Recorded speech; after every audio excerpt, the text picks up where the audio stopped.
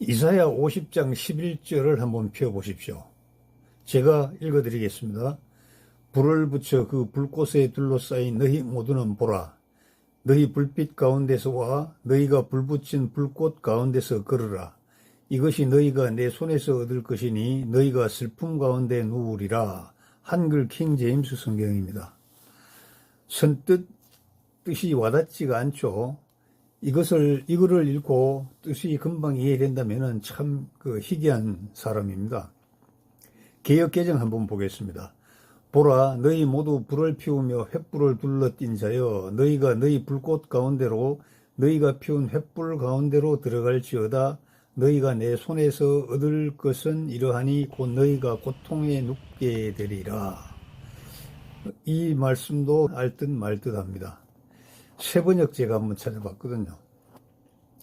너희가 모두 불을 피우고 횃불을 들고 나섰지만 너희가 피운 그 불에 너희가 탈 것이며 너희가 들고 나선 그 횃불에 너희가 소멸될 것이다. 내가 직접 이 형벌을 너희에게 내리고 너희는 이 고문을 견디어야 할 것이다. 조금 이해가 되죠. 제가 만나주석을 한번 찾아봤습니다. 뭐라고 얘기하는지. 불을 피우고 횃불을 둘러띈 자, 원문 직역은 섬광, 불꽃으로 너 자신을 둘러쌀 불을 지피는 자이다. 섬광이란 지속적으로 타는 것이 아니라 잠시 큰 광채를 내지만 곧 쓰러지고 마는 문자 그대로 불꽃을 가리킨다. 그렇다면 본구절이 암시하는 바는 인생 여정에서 역경을 만날 때 자신의 보잘것없는 능력으로 그것을 헤쳐보려고 애쓰는 어리석은 자들이다. 하나님의 계시보다는 영매나 마법 등에 의존하는 영적 무지에 빠졌던 백성들이나 인간 철학의 교모한 올무, 거짓 종교, 무신론, 자기의 등에 빠져있는 자들이 여기에 해당된다. 이들은 결국 그 의존하는 것으로 인하여 멸망하고 만다. 마치 빛과 열기를 기대했던 불에게 삼키움을 당하는 모습을 연상케 한다. 아무튼 10절과 본절은 인생 여정, 특히 역경에서 하나님을 의지하는 자와 자신이나 우상을 의지하는 자를 비교하고 그 결과를 뚜렷이 대조시킨다고 이렇게 설명하고 있습니다. 제가 이 말씀의 의미를 제가 명확하게 한번 설명을 해드리겠습니다.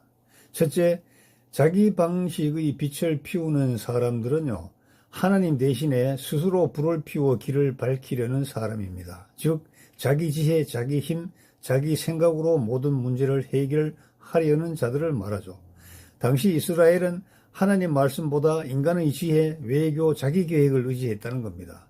둘째, 하나님 없는 해결책의 위험을 지적하고 있습니다. 스스로 만든 불은 참된 빛이 아니라 일시적 환상입니다. 잠깐 밝지만 결국 사람을 더 깊은 어두움과 고통으로 인도하는 불이죠. 하나님 없는 지혜는 결국 고통의 자리로 이끈다는 겁니다. 셋째, 하나님이 주시는 진짜 빛과 대비하여 이사야 50장 전체 문맥은 진짜 빛은 여호와의 종 메시아의 말씀과 순종입니다. 10절은 반대로 말하죠. 여호와의 이름을 의뢰하며 자기 하나님께 의지할지어다. 스스로 피운 불이 아니라 하나님이 주시는 빛을 따르라는 주제로 제가 추가 설교를 드리겠습니다. 먼저 내가 피운 불이 얼마나 위험한지요. 여러분, 어두운 밤길을 걸을 때 사람은 본능적으로 빛을 찾습니다. 등산가들이 산속에서 길을 잃어버릴 때 멀리 보이는 빛을 목표로 하여 한 발, 두 발 옮기는 것과 같습니다. 그런데 문제는 하나님이 주시는 빛이 더디게 보일 때가 있습니다. 사람은 종종 자기 스스로 불을 피워 길을 밝히려 한다는 것이죠. 성경은 바로 이 태도를 두고 오늘 말씀에서 이렇게 경고합니다. 보라, 너희 모두 불을 피우며 횃불을 둘러띈 자여, 너희가 피운 횃불 가운데로 들어갈지어다. 너희가 고통에 눕게 되리라 하고 말씀하시죠. 즉 하나님 없는 계획, 믿음 없는 조급함, 자기 지혜로 만든 해결책은 결국 자신을 태우는 불이 된다는 겁니다. 오늘 우리는 하나님이 주시는 빛과 사람이 피운 불을 분명하게 구별하는 시간으로 은혜를 받기 바랍니다. 스스로 피운 불은 잠깐 밝아 보일 수는 있으나 결국 자신을 태워버립니다. 불을 피우는 자, 횃불을 둘러띈 자를 하나님은 책망하고 계십니다. 불을 피우는 자란 누구죠? 하나님보다 자기 지혜를 먼저 의지한 사람, 말씀보다 내 계산을 먼저 신뢰하는 사람, 기도보다 내 경험과 감정을 앞세우는 사람, 기다림보다 조급함으로 결정을 내리는 사람입니다. 이 당시 이스라엘은요, 애국과 동맹을 맺어서 아시리아의 위기를 넘기려고 했고 하나님 말씀은 뒷전으로 미뤘습니다. 겉보기에는 똑똑한 선택 같았지만 결국 나라를 더 큰 위기로 몰아넣었습니다. 항상 중, 약, 소국은요, 어떤 강대국과 손을 잡아야 됩니다. 이 손을 잡는 그 원리가 하나님의 원리가 아니고 자기 인간의, 자기 사상의, 자기 주장에 함몰된 선택이면은 자기는 물론 나라의 미래도 암울하게 만드는 겁니다.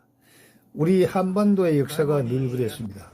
강력하게 전투력을 가지고 있을 때는 우리가 선택을 했습니다만은 우리가 흐지부지 할 때는 어쩔 수 없이 선택 당해야 하는 그때 우리가 어떻게 하느냐에 따라서 정말 나라의 운명은, 백성의 삶은 하늘과 땅의 차이가 있는 겁니다.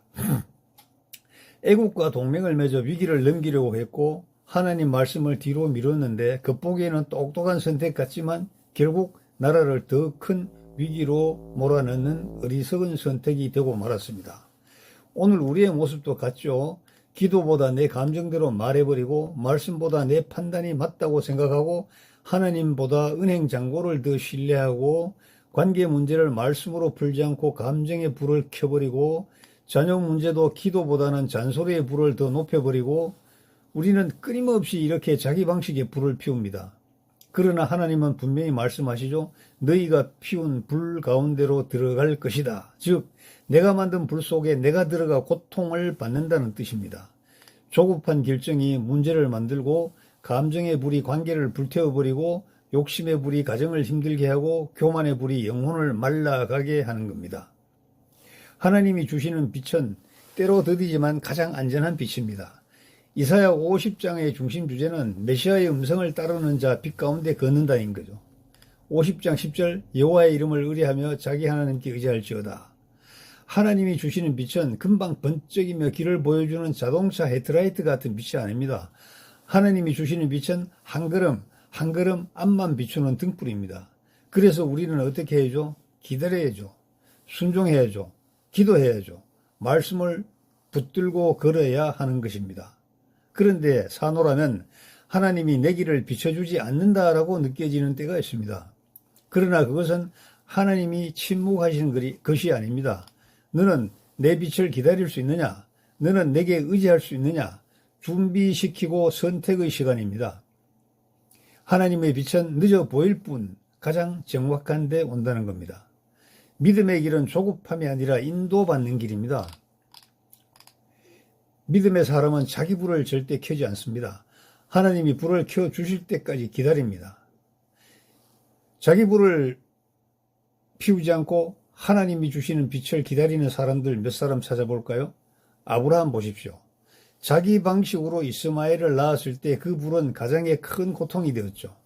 사울왕은 기다리지 못해 자기 방식으로 제사를 드렸고 왕위가 그에게서 떠났습니다. 베드로는 주님을 기다리지 못해 칼을 꺼냈다가 더 큰 위험을 만들었습니다. 반대로 하나님을 기다린 사람들을 보십시오. 모세는 40년을 기다렸죠. 다윗은 10년 넘는 도피 생활을 기다렸고요. 예수님도 하나님의 때가 될 때까지 기다리셨습니다. 그들은 자신의 불을 피우지 않았습니다. 하나님이 빛을 비추실 때까지 기다렸던 것이죠. 그래서 오늘 결론은 자기의 불을 끄고 하나님의 불을 기다리라는 겁니다. 오늘 본문은 우리에게 한 가지 질문을 던지죠. 너는 지금 어떤 불을 피우고 있는가? 첫째, 조급함의 불. 둘째, 내 힘대로 해보려는 불. 셋째, 감정의 불. 넷째, 욕심의 불. 다섯 번째, 불안의 불. 이 불을 끄지 않으면 우리는 결국 그 불 속에 들어가게 됩니다. 그러나 하나님께 의지하면 하나님은 반드시 당신의 빛을 주십니다. 그 빛은 확실하고 정확하고 안전하고 영원합니다. 여러분, 기도드리겠습니다.